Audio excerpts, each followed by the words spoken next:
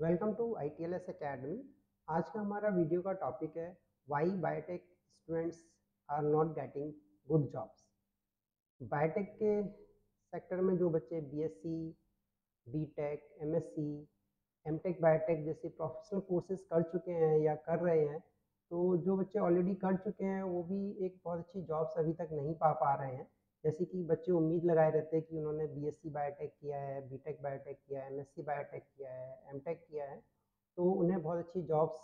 मिलेगी या कहाँ पर मिलेगी। तो इवन इन सब कोर्सेज को करने के बाद भी बच्चों को यही नहीं पता होता है कि उन्हें किस इंडस्ट्रीज़ में जॉब मिलेगी या वो किस किस इंडस्ट्रीज़ में जॉब्स कर सकते हैं। तो ये बायोटेक्नोलॉजी इंडस्ट्रीज़ के लिए एक बहुत बड़ा ड्रॉबैक है जो बायोटेक के एकेडमिक्स में बच्चे कर रहे हैं या कर चुके हैं, कि उनको एटलीस्ट ये पता होना चाहिए कि उन्होंने जो कोर्स किया है उसका एप्लीकेशन किस इंडस्ट्रीज़ में है या उनको कहाँ पर जॉब्स मिल सकती है, किन किन प्रोफाइल्स पे जॉब मिल सकती है। तो ये सब चीज़ें बहुत ज़रूरी होती हैं बच्चों के लिए जानना।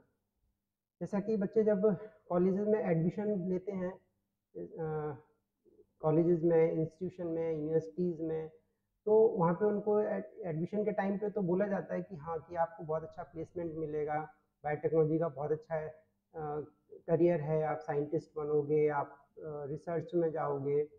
लेकिन होता क्या है कि जब बच्चा डिग्री कंप्लीट कर लेता है, तो उसके बाद में फिर उसको प्लेसमेंट का बहुत अच्छा सपोर्ट नहीं मिल पा रहा है हमारे यहाँ इस टाइम पे। और जो बच्चे इतनी हाई फीस पेड कर रहे हैं और उसके बाद में भी वो जॉब नहीं पा रहे हैं, तो कहीं ना कहीं बच्चे बायोटेक वाले जो हैं वो इस चीज़ से नर्वस हो जाते हैं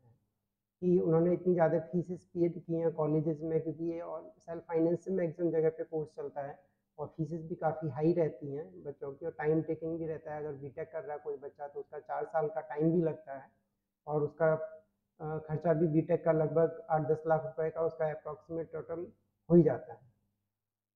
और जो स्टूडेंट्स हैं वो after completion of the course colleges से ये पूछते भी नहीं है कि उन्हें प्लेसमेंट नहीं मिला तो क्यों नहीं मिला, क्या कुछ ऐसी कमी रह गई जो वो नहीं सीख सके। और कॉलेजेस भी उनको डिग्री कंप्लीट होने के बाद उनके प्लेसमेंट में बहुत इंटरेस्ट नहीं लेते हैं कि उन बच्चों को प्लेसमेंट क्यों नहीं मिला, या उनकी रिस्पॉन्सिबिलिटी थी कि अगर उन्होंने उनके यहाँ से कोर्स किया है तो उन्हें उन बच्चों को प्लेसमेंट भी देना चाहिए, ताकि जो बच्चे इतने महंगे महंगे कोर्सेज करके गए हैं एटलीस्ट उसके बाद वो कुछ कर सकें। कुछ बच्चे जो पूछते भी हैं कि ग्रेजुएशन के बाद हम क्या करें बायोटेक्नोलॉजी में कॉलेजेस से, तो उनको बहुत सारे एक मिसगाइडेंस भी बच्चों को मिलता है, बहुत सारे कई बार सीनियर फैकल्टीज़ के थ्रू भी। जैसा कि आप यहाँ देख रहे होगे कि biotech has no scope in India. तो it's a very common word which is already comes, जो कि बहुत कॉमनली सुनाई देता है। बहुत सारी फैकल्टीज़ से हमने सुना है कि जो वो कहते हैं कि बायोटेक्नोलॉजी का इंडिया में कोई स्कोप नहीं है। तो I just want to ask कि अगर इसका सब्जेक्ट का कोई इंडिया में स्कोप नहीं है तो वो ये कोर्सेज हमारे यहाँ पे क्यों चला रहे हैं या वो अपने कॉलेजेस में उसको क्यों कर रहे हैं। तो जो कोर्स का अगर स्कोप नहीं है तो उसमें बच्चों को एडमिशन देना ही गलत है, और कहीं ना कहीं इससे उनके कैरियर पे फ़र्क पड़ता है और बच्चे होपलेस होते हैं। और बहुत कई बार उनको सजेस्ट किया जाता है कि अब आप पीजी कर लो, पोस्ट ग्रेजुएशन कर लो, पीएचडी कर लो, इसका कैरियर खाली रिसर्च में है। और जिसके लिए आगे फर्दर अगर कोई बच्चा बीटेक किया है या बीएससी किया है जो ऑलरेडी अपने 3-4 साल लगा चुका है, तो उस बच्चे को फिर सजेस्ट किया जाता है कि आप पीएचडी और पीजी जैसे कोर्सेज करो, जिसके लिए उसे फिर से कम एटलीस्ट 5-6 साल चाहिए। अगर पीजी करता है तो 2 साल मिनिमम चाहिए, और उसके बाद अगर पीएचडी करता है तो total duration approx 5 to 6 year का उसको रिक्वायरमेंट होता है उसके बाद भी। और उसके साथ साथ उसको बहुत अधिक फाइनेंशियल सपोर्ट भी चाहिए होता है, या कंपटीशन के थ्रू जाए, गेट गेट के थ्रू, सीएसआईआर नेट्स के थ्रू पीएचडीज वगैरह के लिए, या पीजी करे तो एमएससी करे, एमटेक करे। लेकिन बट दिक्कत ये होती कि वो एमएससी या एमटेक पीएचडी कर लेता है, उसके बाद भी वो उसकी कंडीशन ऑलमोस्ट सेम होती है कि वो फिर भी उसको नहीं पता होता है कि वो कहाँ पे जॉब कर सकता है। तो ये एक बहुत बड़ा ड्रॉबैक है हमारे यहाँ कंट्री में बायोटेक्नोलॉजी स्टूडेंट्स के लिए, कि उनको सही गाइडेंस नहीं मिल पाता है कि वो कहाँ पे जाके क्या जॉब्स कर सकते हैं, और वो कैसे after completion of their degree वो अपने आप को सरवाइव कर सकते हैं एटलीस्ट कहीं पे, और या एक अच्छी स्टार्टिंग पा सकते हैं। तो जैसे कि आप देख रहे हैं यहाँ पे बहुत सारे बच्चे ऐसे भी होते हैं ग्रेजुएशन के बाद में, जिनकी अपनी एक फाइनेंशियल कैपेसिटी नहीं होती है कि वो आगे फर्दर पीजी कर सकें या पीएचडी कर सकें। तो ये एक बहुत बड़ा चैलेंजिंग होता है इन बच्चों के लिए कि अब वो अगर पीएचडी पीजी नहीं कर सकते हैं तो फिर वो अपने करियर की स्टार्ट कहाँ करें। तो इसी चीज़ के लिए हम इस में जो बच्चों के लिए गाइड करना चाहते हैं वो ये है कि जो बायोटेक्नोलॉजी के बच्चे हैं उनका बहुत अच्छा स्कोप रहता है इंडस्ट्रीज़ में,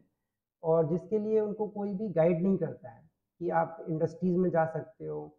कि इंडस्ट्रीज़ में किन किन प्रोफाइल्स पे जा सकते हो, क्या क्या वहाँ पे आप कैसे स्टार्टिंग कर सकते हो, सैलरीज क्या कितनी मिलती हैं। तो बच्चों को अगर ये सारी चीज़ें प्रॉपरली गाइड की जाएँ कि आप बीएससी बायोटेक किए हो या बीटेक बायोटेक किए हो, एमएससी बायोटेक किए हो, एमटेक बायोटेक किए हो, तो उसके बाद में आपके लिए कौन कौन से प्रोफाइल्स होते हैं इंडस्ट्रीज़ में, आप किन किन पोस्ट पे काम कर सकते हो, और उस पर्टिकुलर पोस्ट के लिए आपको क्या क्या नॉलेज होनी चाहिए, आप कैसे अपना स्किल को है वो अपग्रेड कर सकते हो। तो अगर उन बच्चों को ये चीज़ सजेस्ट की जाए तो शायद वो बच्चे एक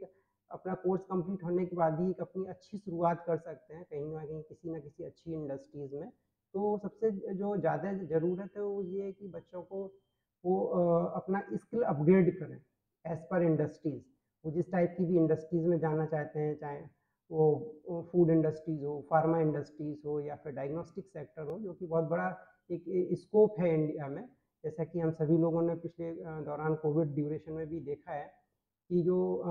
वैक्सीन प्रोडक्शन डेवलपमेंट में बहुत सारी रिक्वायरमेंट्स भी आई, डायग्नोस्टिक में आरटीपीसीआर टेस्टिंग के लिए बहुत सारी रिक्वायरमेंट्स लगी, लेकिन उस टाइम पे भी बहुत ज़्यादा स्किल्ड लोग नहीं मिल पा रहे थे। तो जिन बच्चों को मॉलिकुलर टेस्टिंग आती थी या मॉलिकुलर डायग्नोस्टिक्स में जो जो एक्सपेरिमेंट्स होते हैं उनमें आपका एक्सपर्टाइजेशन होना चाहिए, तो जिन लोगों का था उन्हें अच्छी जॉब्स मिल गई थी। और जो बच्चे अगर अभी भी इन सब सेक्टर्स में जाना चाहते हैं तो वो अगर इन इंडस्ट्रीज़ के अकॉर्डिंग अपना स्किल को अपग्रेड कर लेते हैं तो वो बहुत आसानी से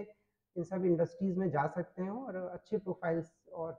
अच्छी सैलरीज के साथ में अपनी स्टार्टिंग कर सकते हैं, यहाँ पे कि उनको कोई भी होपलेस होने की ज़रूरत नहीं है। So thank you all of you. जो हमारा नेक्स्ट वीडियो होगा वो होगा बायोटेक्नोलॉजी स्कोप इन इंडिया। जैसा कि सभी लोग ज़्यादातर लोग बोलते हैं कि बायोटेक्नोलॉजी का इंडिया में कोई स्कोप नहीं है, तो हम लोग अपने नेक्स्ट वीडियो में जो डिस्कस करेंगे वो इसी टॉपिक पे करेंगे कि बायोटेक्नोलॉजी का इंडिया में क्या क्या स्कोप है, किन किन सेक्टर्स में है, और कौन कौन सी पोस्टें अवेलेबल होती हैं, उसके लिए हमें क्या क्या करना चाहिए। तो thank you all of you again. And आप लोग फॉलो कर सकते हैं ITLS अकेडमी को हमारे इंस्टाग्राम पर, फेसबुक पर, ट्विटर पर, यूट्यूब और व्हाट्सएप पे आप कनेक्ट कर सकते हैं हमसे किसी भी क्वेरी के लिए। लिंक्डइन पे भी हमारा अकाउंट है, वहाँ पे भी आप हमें फॉलो कर सकते हैं। और ITLS अकेडमी का अपना चैनल है यूट्यूब पे, उसको आप सब्सक्राइब कर सकते हैं। और अगर कोई ऐप डाउनलोड करना चाहता है ITLS अकेडमी का तो गूगल प्ले स्टोर पे जाके आप ऐप भी डाउनलोड कर सकते हो। और thank you for watching us. And अगर आपको कोई क्वेरी है हमारे वीडियो के रिगार्डिंग, या आपको अपने कोई कैरियर से रिलेटेड क्वेरी है कि आप कैसे इंडस्ट्रीज़ में जा सकते हैं, कैसे स्टार्टिंग कर सकते हैं, क्या क्या कैसे आप अपना क्या स्किल को अपग्रेड कर सकते हैं, तो उसके लिए हमारे हेल्पलाइन नंबर जो दिया हुआ है 7080833450, इस पर आप कॉल कर सकते हैं, या यही सेम नंबर व्हाट्सएप पर भी है, इस पर आप हमें व्हाट्सएप कर सकते हैं, जिसमें कि आपकी क्वेरी को सॉल्व किया जाएगा और एज पर योर क्वेरी आपको गाइडेंस भी मिलेगा। एंड हमारी वेबसाइट है www.itlsacademy.com, इस पे जाके हमारे बारे में आप और भी डिटेल जान सकते हैं। तो thank you all of you again. Please like share and subscribe our video, and for more details please get in touch with us. Thank you.